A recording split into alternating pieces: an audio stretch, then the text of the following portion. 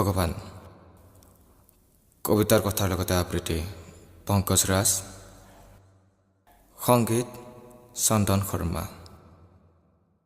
তেওঁ যোৱাৰ পিছত দেউতাই এদিন মোক কৈছিল সকলোবোৰ ভগৱানৰ মহিমা। যিদৰে তেওঁ এদিন দেউতাক কৈছিল তেওঁ কোন? তেওঁ মাটিৰ গছ, যি দেউতা আৰু মোৰ। আজিও কয় মোক ভগৱান আপুনি হেনো থাকে মানুহৰ শৰীৰত। মোৰো শুনি ভাল লাগে বিষ্ণুৰ দশাৱতাৰ, কৃষ্ণৰ লীলা আৰু মহাদেৱৰ বিদ্যক্ষা। মোক শিকাইছিলে মানৱৰ কৰ্ম হয় হেনো ঈশ্বৰৰ ইচ্ছামতে। তেন্তে ভগৱান মানৱ পুক্তলিকা সজাই সিহঁতৰ মাজতে তেজৰ ফাকু পাতি কি ৰং পায় আপুনি? এয়া কেনেধৰণৰ আপোনাৰ ইচ্ছা? বানপানীৰে ভৰি পৰে বাট পথ, বন্ধ হয় ক্লাছ, কষ্ট মাথো কষ্ট। বানপানীৰ পিছত হয় আকৌ মহামাৰী। এয়া কেনেধৰণৰ ইচ্ছা পূৰণ কৰিব খুজিছে আপুনি? বাৰ বাৰ সৃষ্টি কৰে চাইক্লোন, চুনামি, ভূমিকম্প। কিয় কৰে এনে সন্ত্ৰাস? বুজিব পৰা নাই প্ৰভু আপোনাৰ ইচ্ছা, আপোনাৰ মহিমা। জীৱন্ত পুক্তলিকাক 2 দিনৰ জীৱন হাতত তুলি দি সেই জীৱনৰ লগতে কিয় কৰে সন্ত্ৰাসৰ ধেমালি?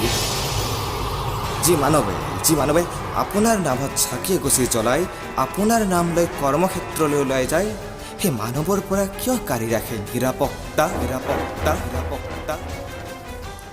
নিচিনো তোমাক ক'ত আছা প্ৰভু, আমি অতি সৰু ল'ৰা। চিঞৰি চিঞৰি মাতিলে দেখোন নেমাতা দূৰৰ পৰা। গাই গৈ ভাগৰি গৈছোঁ এই শ্লোকটি। হয়তো আৰু অলপ গাব লাগিছিল। কি যে তোমাৰ মহিমা, পাহৰি নোযোৱা কাঢ়িব তুমি আমাৰ পৰা নিৰাপত্তা। প্ৰভু সঁচাকৈ বুজি পোৱা নাই তোমাৰ ইচ্ছা।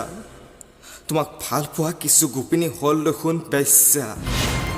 সেইবোৰ দেখি শুনি জীয়াই থাকিবলৈ আমাৰো মন হয় অনিচ্ছা।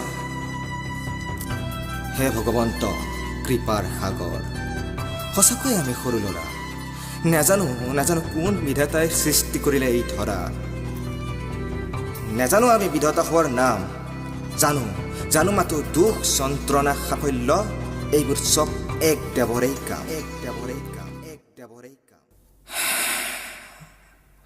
সকলো দুখ কষ্ট পোৱাৰ পিছতো জীৱন্ত পুক্তলিকাই কৰিব এৰা নাই তোমাক প্ৰণাম। প্ৰতি নাম ঘৰে কেৱল তোমাৰহে নাম। প্ৰভু আমি অতি সৰু ল'ৰাই নোৱাৰো আপোনাক কৰিব খং, নোৱাৰো দিব গালি। মাত্ৰ ক'ব পাৰো কিমান বেদনালৈ জীয়াই আছো আমি। প্ৰভু এই সৰু ল'ৰাটোৱে কৰিছো আপোনাক সামান্য প্ৰশ্ন, উত্তৰ দিয়ক। যদি ধৰাত সন্ত্ৰাস সৃষ্টি কৰাৰ আপোনাৰ ইমানেই ইচ্ছা আপোনাৰ সন্ত্ৰাসৰ প্ৰতি, তেন্তে আমাক জন্ম দিছিলা কিয় প্ৰভু? জন্ম দিছিলা কিয়?